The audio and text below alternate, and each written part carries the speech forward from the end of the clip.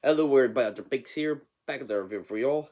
Now, first of all, I just apologize for that upload video Sunday there. Oh, okay, technically it's still Sunday, today at the title score here, but I was busy with some stuff there, so I didn't have to record videos there. But I'm going to record two videos tonight there.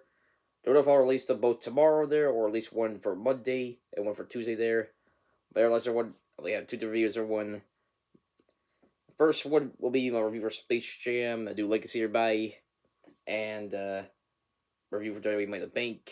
So I'll save that for next video, everyone. Now, so with this video here, when we do a review for Space Jam: A New Legacy. Now, as you all know, a couple days ago, I did a review for the first Space Jam there, and did look back on it there. So I told you all I would be doing a review for the sequel there, because I had just see it, and I had just seen it sometime today there. So, uh, now I have heard some negative things go into the, you know, into it there, but I try to be as optimistic as I could there, so, and just go into it without hearing any major spoilers, anything like that, so, now that I've got a chance to sit down and watch a film there, go ahead and give my general thoughts there, so like that, so, go ahead and jump right into it, everybody, as you all know, have my three different parts of my reviews there. There's the plot summary,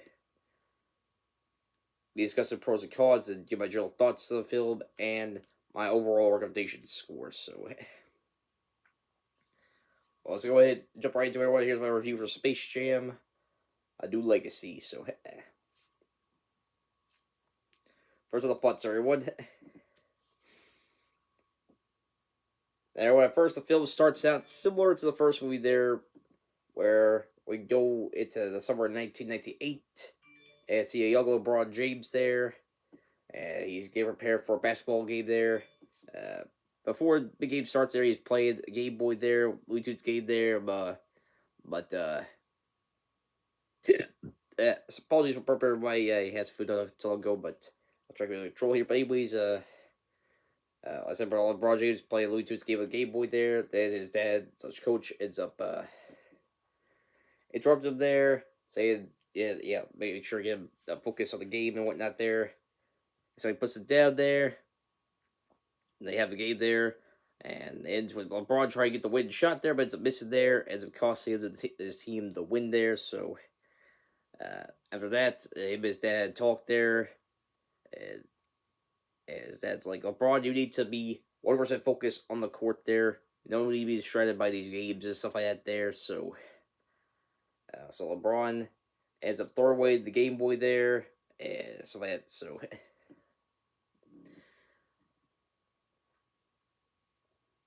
then we have highlights of LeBron James' NBA career there with the music played there. Can't remember the song that was played there by, but similar to the first movie there, with Michael Jordan had his NBA career highlight showed off there. So, but then we fast forward to current time in the movie there, and at the James residence there, LeBron's sons are playing the basketball court. One, just present shooting hoops there. Then there's one that was playing the game he's developing there. So, and whenever he puts the game down there, he has not taking the game basketball seriously there. That's when LeBron comes in there. So, yeah, Brett gave him the similar speech that his dad gave him when he was younger there, stuff like that. That kind of builds up to the main plot of the movie there, with a little bit of disconnection between LeBron and his son Don. Where LeBron wants Don to be focused on basketball there, but Don wants to be focused on designing video games there. But after a talk with his wife there, but LeBron decides to try to have, follow more Don there. First by playing this game there. Ends up causing a glitch by accident there, ends up crashing the whole game and stuff like that there. LeBron tries to make up to him there by bringing him up towards the Warner Bros. Studios there. And that's when we are introduced to our main villain of the movie there, Al-G Rhythm, who is an AI that's created the serververse there for Warner Brothers, and was behind the a thing called the Water 3000 there, so I had to and LeBron James was coming over to check it out there. And basically it was kind of, you know, Order 3000 there, basically scanning LeBron's likeness there and able to digitally put him in different parties there with Warner Brothers there. And they gave a couple of those like him versus Batman, him in Game of Thrones, him and Harry Potter there, which uh, I think I can sort of say that because I'm pretty sure Warner Brothers was the ones that kind of started up the Harry Potter franchise there, but I'm pretty sure they had to get some talks with NBC Universal to get that happen there because I'm pretty sure they own the rights now to the Harry Potter series. So I could be wrong there, but as I checked, Harry Potter series on Peacock there. So, but anyways, sorry, I go off topic there. But anyways, abroad's not very impressed with the idea. I'm saying no to it. That got Algae Rhythm angry there, and he pretty much and pretty much forces tricks LeBron and Dawn going out to the bomb there. And although those two were focused on the argument in the elevator there because Dawn disagreed with LeBron there, so the servers looked pretty cool. The Warrior 3000 stuff looked pretty cool there, and that eventually led to argument there for LeBron wanting Dawn to go to basketball camp, but Dawn wanted to go to the gaming design camp there. Then they eventually get to the Bob level there, and they eventually go to this room there. They get scanned, and they're brought over to the Cyberverse. Serververse. Sorry, I went by her brain for it. Serververse there, that's why LJ Jordan separated to them there. He was not very happy with LeBron denying, his idea there, stuff like that. So he said, "I get revenge on stuff like that there." My challenge was like a game of basketball there, stuff like that. If LeBron and his team win, then they'll be free from the serververse. But if they lose, then him and somebody remain in the serververse forever there. So, and that's hesitation there, but making sure everybody keeps Sun safe there. LeBron accepts the terms there, and that's when LG Rhythm sends him down to Tomb World there, or send him down with the rejects, as he called it, the Looney Tunes days. And LeBron ends up getting sent over to Tomb World there, where Bugs Bunny's the only one there. Pretty much Bugs explained that the other Looney Tunes ended up going off to different parts of the serververse there because of LG Rhythm there. Tell them that they're wasting their time on Toon World, stuff like that there, and so they end up going off fighting the other Looney Tunes there, try to assemble the team there. And while that's going on, LG Rhythm is manipulated Dawn there, so that they try to cause the more friction there between him and LeBron, and basically turn the basketball games to father and son there, with LeBron leading him in the Toon Squad there, and Dawn lead him in the Goon Squad, who's the villain team there.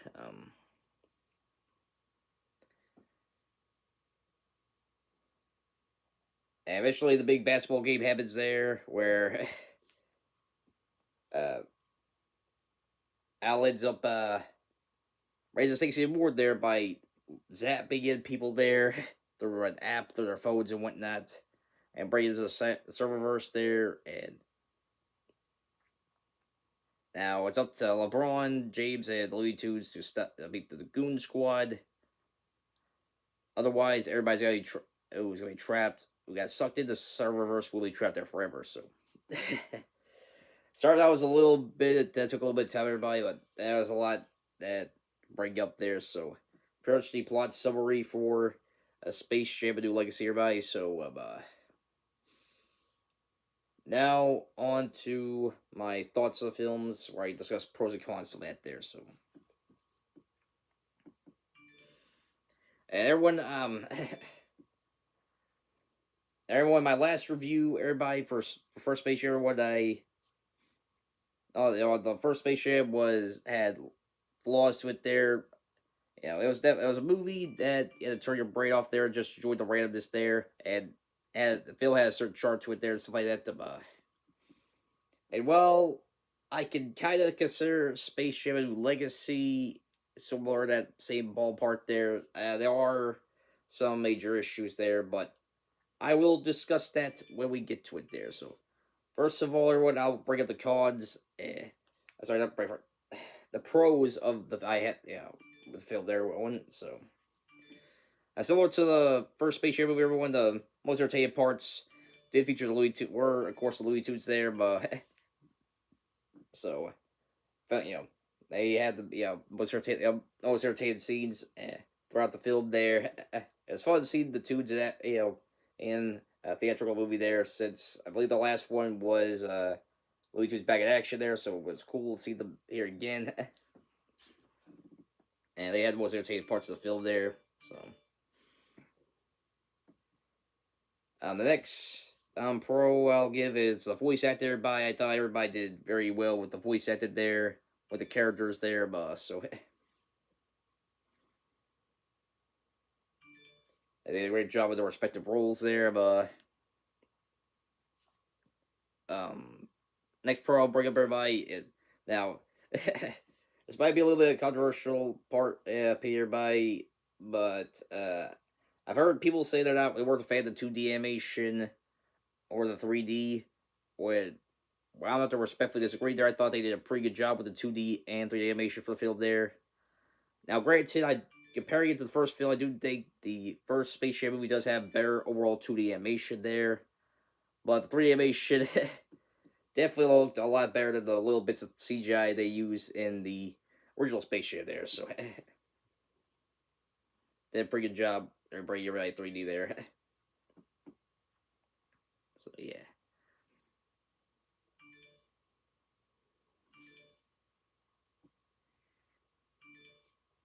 And the last thing I'll bring up, everybody, is that over time I did grow to enjoy the movie more there as it could progress there, and I thought overall, for the most part, the basketball game, the climax of the film, was done pretty well there.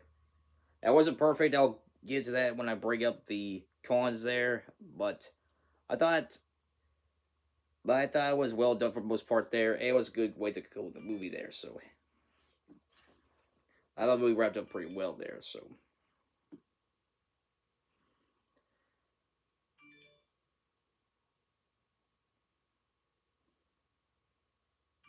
I guess or there is one other pro left there. I'll bring up, although it's not a major one compared to the other ones I brought up here. But there was my first Space Jam review by. I did bring up as a kind of a con there is that for look as everyone's y'all know, the first Space Jam movie was Lola's debut there, and well, Lola did have her moments in the first Space Jam movie there. I felt like the writers didn't, have focused too much on her overall personality and character there, and felt like she was kind of the weakest character personality wise for the Looney Tunes there. And I will give the writers of this. I will give the writers for Space Jam a New Legacy credit where credit's due. They did do more to have focus, give Lola more of a personality compared to the first one. Now, granted, it's not on the same level as Lola in Looney Tunes show there, so, but I would think compared to the first movie there, she shows more character and personality compared to the first movie there, so.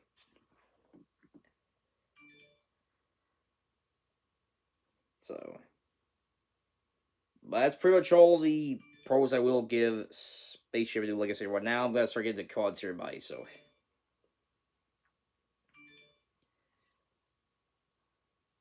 my first and probably biggest issue I have with Space Jam: A New Legacy, everybody, is that I feel like the film over time added way too many things to the overall plot there, and I feel like it didn't. The end result didn't end well there. So, I mean, compared to the first Space Jam movies overall plot, while it's a very random one, you still were to tell as there was overall story being told there. Michael Jordan, you know, they come back to basketball there after his game with Looney Tunes there, so that it has confidence build up against a basketball player there. Um, So it was a random story, but it was well told there. It was a well told one there. Or so we was trying to tell there. Space Jam 2, on the other hand, I felt like, it went from being a simple story between, you know, father son discourse between LeBron James and his son Don to this, you know, and just trying to find different ways to make it like a big cinematic basketball game, like the Avengers level basketball game there, where you know LeBron and the it's up to LeBron and the Looney Tunes to beat the villains there, and to beat the villains and save everybody that's trapped in it there. So, so I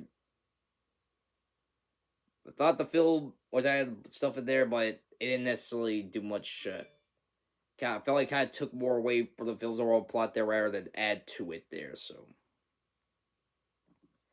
the second major criticism I got for Space Jam everybody is that well, it was fun to see Looney Tunes everybody. They do get a good amount of screen time in the film compared to the first movie. There, it feels a little bit out of balance. Yeah, now I get, LeBron. He is sort of the main focus there.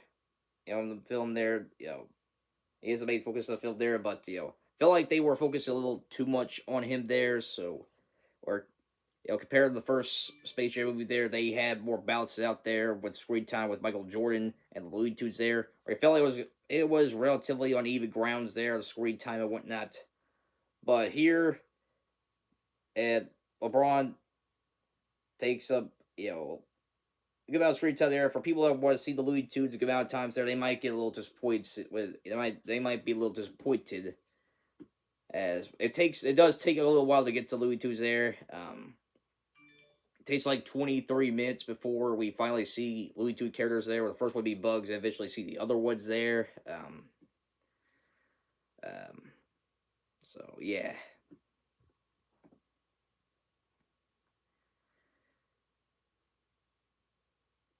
Uh,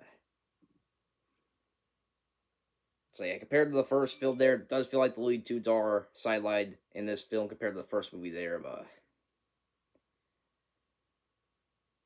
I felt now, granted, I felt like the film did a good job keeping the ball of characters there, or compared to Ferris Space Jam there were little bits where they were a bit out of character, but it felt like or I felt like they took them, and when they do that there, they end up taking away, screen time away from Looney Tunes there, so yeah.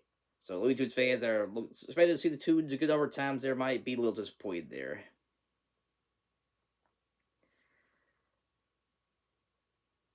The next issue I'll bring up everybody is since I did bring it up, everybody, this film, compared to the first movie, is a little bit longer. Everybody, it's almost 2 hours long. There were the first Space Jam was about an hour and a half. So, and there were some times where the film kind of dragged in certain places there. But probably the biggest example there was during the beginning portion there, where focus on LeBron James, his family there. And it takes a while before we actually get into the Cyberverse and see all the characters and whatnot there. So yeah, as well as probably the big example of the movie being a little slow paced in certain parts there. But yeah, I felt like they could have trimmed things down in certain parts there, so I had to make it better paced. Another example would be the basketball scene. By like I said, while I do think the basketball scene was done, was done very well there. It did take. There were times where it felt like it was lasting a little too long there, but as the game overall lasts about 1 hour there, where compared to the first movie didn't it lasted about 30 minutes there. So, and getting similar to the game portion, there, I felt like it could have been parts I could have trimmed down a little bit for time in there, whatnot there, a little more better pace there, slant. So yeah.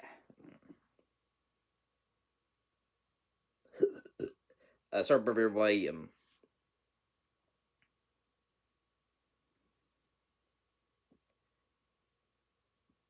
everybody next complaint I got from everybody is kind of similar to what I had for first page here for a while. I felt like the voice actors did a very good job there. The people who were doing live action roles there were right here missed there in terms of acting there with biggest, example I could name of there would probably have to be LeBron James there, are similar to Michael Jordan, the first Space Jam movie there. He has moments where he's doing pretty well in terms of acting there, but then there were other moments there where his delivery wasn't that good, and he could have spent a little more time practicing, you know, and deliver the lines better there and stuff like that. Yeah, sorry, to give it for advice. But I can tell in different parts there, LeBron is definitely trying to put effort there. But probably the best examples was when he was doing his voice over role there when he got brought over to the Looney Tunes world there and stuff like that, and he became 2D and stuff like that. But even then, similar to to when it was live action there, it could have worked a little better on line delivery there. So I will give LeBron effort for trying there, similar to Michael Jordan there. So yeah.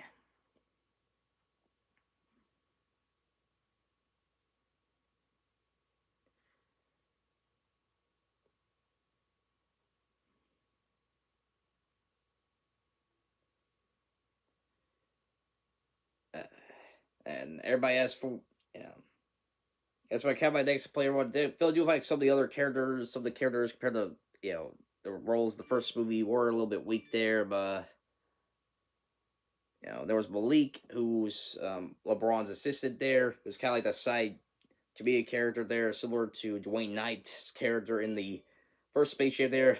By the way, I remember his name now. So you can thank the Razzles in their drunk reaction to to the first movie to help me remember that there. But anyways, well, I do feel like Dwayne Knight was doing a little over the top there. His character wasn't that entertained there. There were moments there uh, where uh, where he did have some pretty funny moments there. So where compared to Malik there, I don't know if it's the guy who played him there, but probably more the writers there, but they didn't necessarily do that good a job making him that like much of a memorable character there. So as for Algae or the everybody, compared to the first Fields of Space Jam, everybody, I do feel like he's not bad, but he's not as good there, in my opinion. So I mean.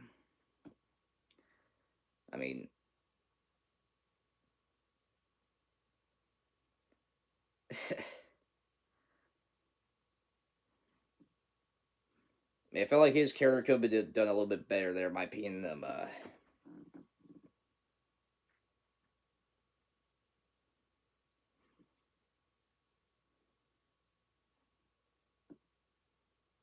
Now, our last, I don't have too many other complaints left, everybody. Only to although my last major one is that personally, I find the reasons for the Looney Tunes to leave Bugs alone on Two World there was rather stupid. There, I can sort of get the curiosity of exploring different ends of the serververse there and stuff like that, doing on some adventures there, but to leave someone who consider you close friend and family there, just like go out on different parts. I mean, considering everything the Looney Tunes have been through, for me personally, I think that's just rather dumb reasons to have why Bugs was alone by himself in Tube World there. So, I felt like they could have given a better explanation there. Like, if there was a little bit of discourse between the Looney Tunes there, and that caused everybody to get mad at Bugs there and stuff like that. They could have had like a plot there, Bugs trying to make things right there for what he did wrong. But they didn't do that there. So I could have come up with a better explanation for why the Looney Tunes went their separate ways there instead of Al just coming over there and easily convincing them to go to different ends of the serververse there. So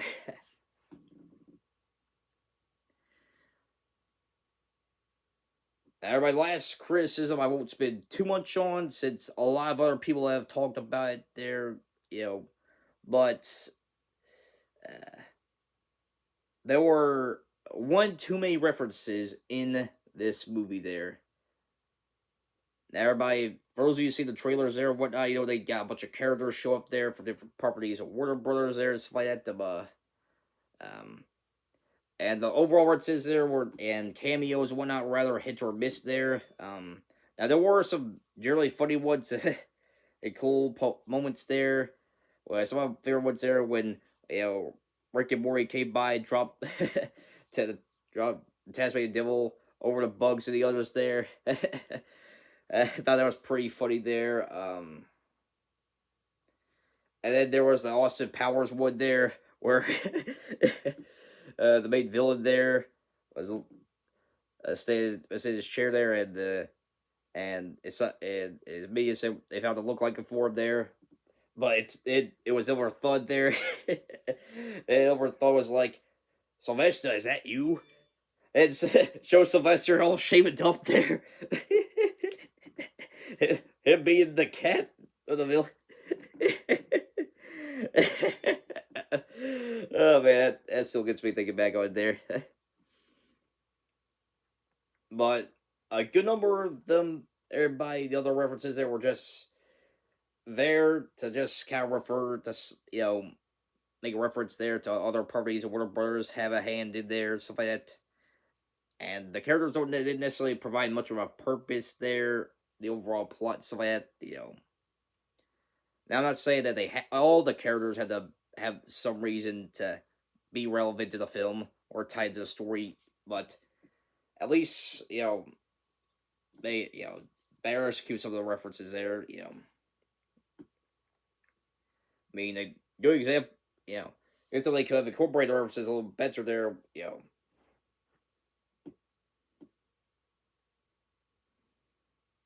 I remember, Brave Player One there by, another film that had a lot of characters and from other parties show up there.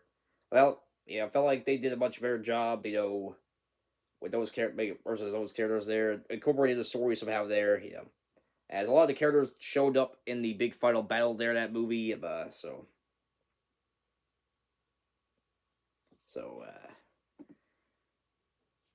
and they could have incorporated something there to, you know, add, the characters, add more directive there with, maybe do something there like they could have, where people in the crowd could have thrown power ups or something like that there. Really execute, how to get them involved in the game somehow there, a little bit, give a little bit of reason as to why they're there, aside from just one giant basketball game there and stuff like that. So, yeah. That's pretty much all I have to say about uh, Spaceship A New Legacy. Everybody, now let's go ahead and wrap this review up with my overall final thoughts and recommendation score there. So now everybody, all are probably wondering how I compared this to the first movie there. Would I recommend people check out Spaceship A New Legacy there? Now, everybody on a critical level there, I mean, it's gonna be kind of hard to explain things there, but I do feel like there were certain elements that this new movie did better than the first one there. Like I said, felt like, the Looney Tunes, they did a very good job, respecting the characters there. There weren't any, like, right in the moments there where they were out of character there and stuff like that, There's some parts where the film did better than the original movie there, but there were other elements there where they had the same problems, and in some cases more problems than the first movie there. With the acting being hit or miss there, and the story being very convoluted there and stuff like that. So make it simple, whatnot there, but.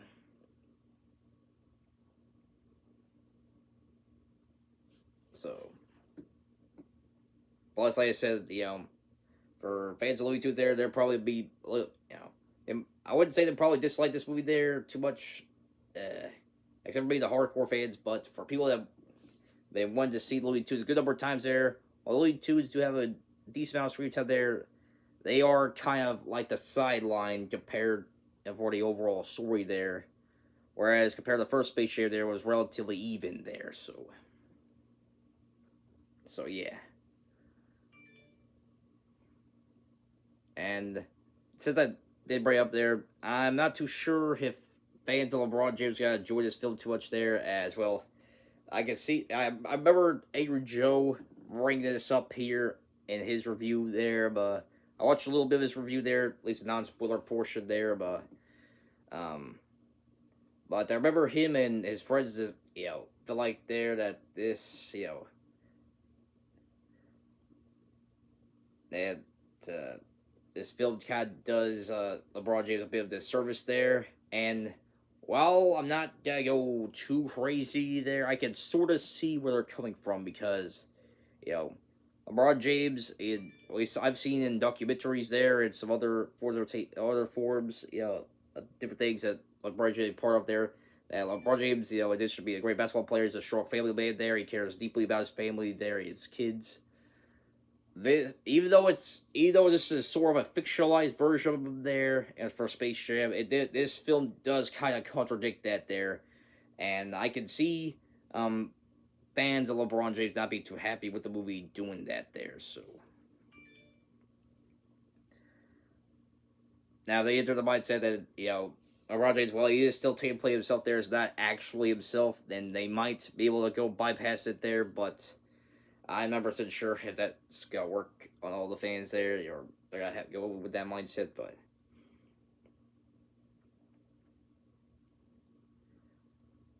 overall, by comparing this to the first movie there, on a critical level there, it's about the same for me there.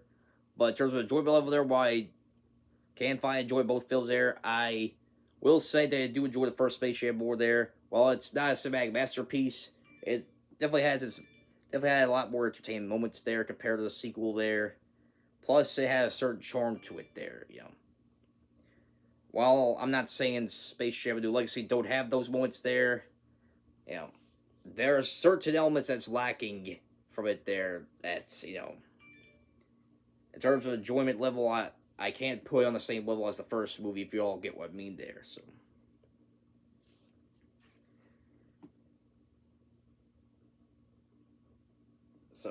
for so for the younger fans there, the younger fans of Looney Tunes there, they might, and the kids, they might have a fun time watching the movie there. But for like the fans of the first Space Jam movie there, whether they'll enjoy or not, you know, even factoring nostalgia there, it's also got to depend on people's personal tastes in movies there. So, but for what I've seen so far, there not a whole bunch of people have been saying too many positive things about Space Jam: A New Legacy there.